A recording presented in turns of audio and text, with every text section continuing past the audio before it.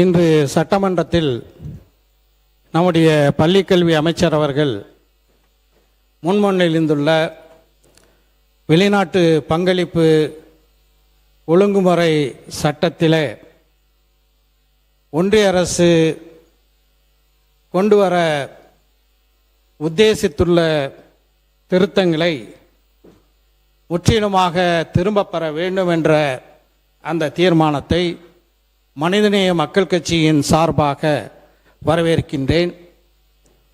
அமைச்சர் அவர்கள் இந்த தீர்மானத்தை முன்மொழிந்த போது இந்த வெளிநாட்டு பங்களிப்பு ஒழுங்குமுறை சட்டம் FCRA சட்டம் 2010 நிறைவேற்றப்பட்டது என்று குறிப்பிட்டார்கள்.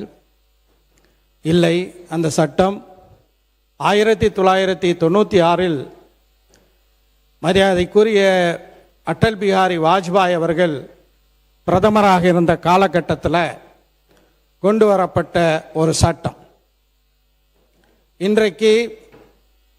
இன்று பேசிக்கொண்டிருக்கின்ற நானும் மாண்புமிகு பேரவைத் தலைவர் அவர்களும் மாண்புமிகு முதலமைச்சர் அவர்களும் அதேபோல நம்முடைய மாண்புமிகு எதிர்க்கட்சி தலைவர் உள்ளிட்ட பல உறுப்பினர்கள் இன்று இந்த நிலைக்கு வந்திருக்கின்றோம் என்றால் அதற்கு மிக முக்கியமான காரணம் சிறுபான்மை கிறிஸ்தவ நிறுவனங்கள், அதேபோல முஸ்லீம் நிறுவனங்கள் பள்ளிக்கூடங்களை ஏற்படுத்தி கல்லூரிகளை ஏற்படுத்தி கல்வியின் கண்ணை திறந்தார்கள்.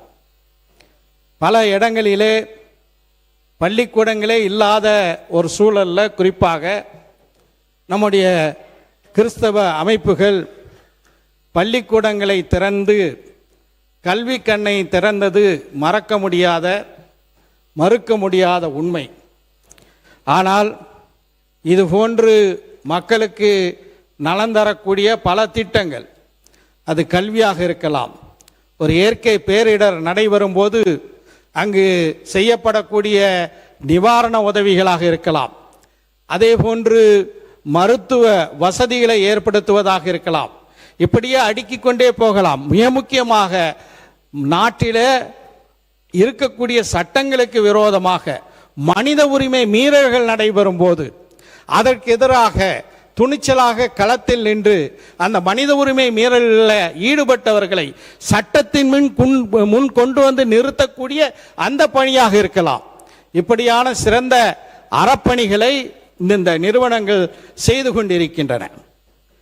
என்னை பொறுத்தவரை ஒரு கோரிக்கையாக நான் வைக்க விரும்புகின்றேன். இந்த FCRA சட்டமே தேவையில்லாத ஒரு சட்டம். என்ன காரணம் என்றால், எந்த நாட்டிலிருந்து இங்குள்ள நிறுவனங்களுக்கு நிதி வந்தாலும் அது முறையாக வங்கி கணக்குகள் மூலமாக தான் வருகிறது. அந்த வங்கி கணக்குகளில் எப்படி பணம் வருகிறது என்பதை ட்ரேஸ் பண்ண, அதை பரிசோதிக்கக்கூடிய அதிகாரம் மத்திய அரசுக்கு ஏற்கனவே இருக்கக்கூடிய சட்டங்களில் இருக்கின்றது.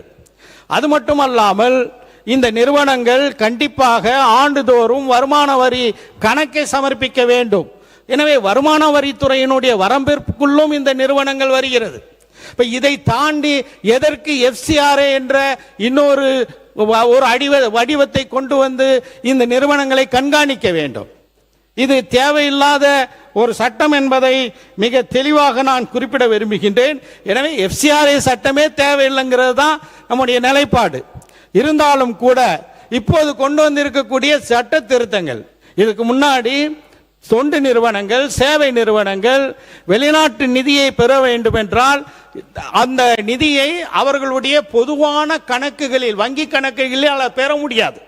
ஏற்கனவே உள்ள சட்டத்தில் இதற்காக பிரத்யேகமாக ஒரு வங்கி கணக்கு தொடங்கப்பட்டு டெசிக்னேட்டட் அக்கவுண்ட், அதாவது பிரத்யேகமான வங்கி கணக்கில் மட்டும்தான் அந்த பணம் வர வேண்டும்.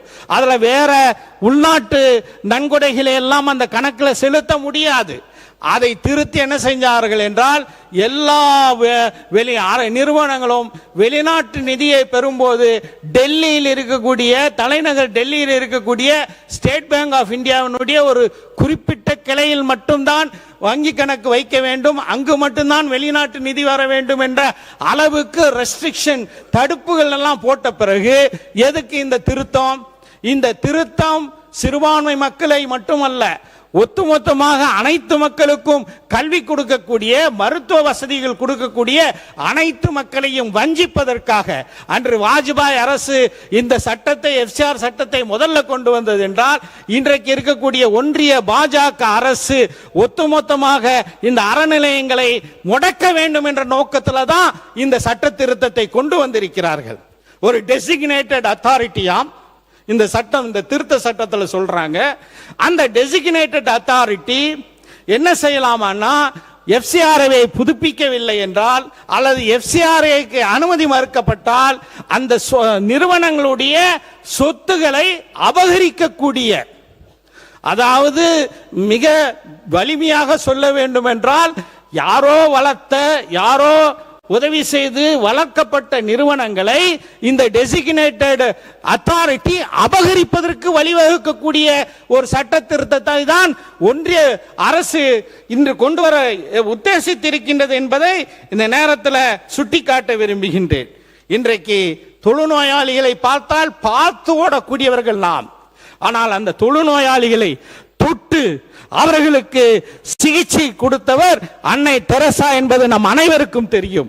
அவர்கள் நடத்தக்கூடிய அந்த நிறுவனங்களும் கூட இந்த எஃப்சிஆர்ஐயால பாதிக்கப்பட்டிருக்கக்கூடிய ஒரு சூழலை பார்க்கின்றோம். இதையெல்லாம் கவனத்தில் எடுத்துக்கொண்டுதான் நம்முடைய திராவிட முன்னேற்ற கழகத்தினுடைய தலைவர் தமிழ்நாட்டில் இந்த எஃப்சிஆர்ஐ சட்டத்துக்கு எதிராக மிக சிறப்பான வலுவான ஒரு அறிக்கையை கொடுத்திருக்கிறார்.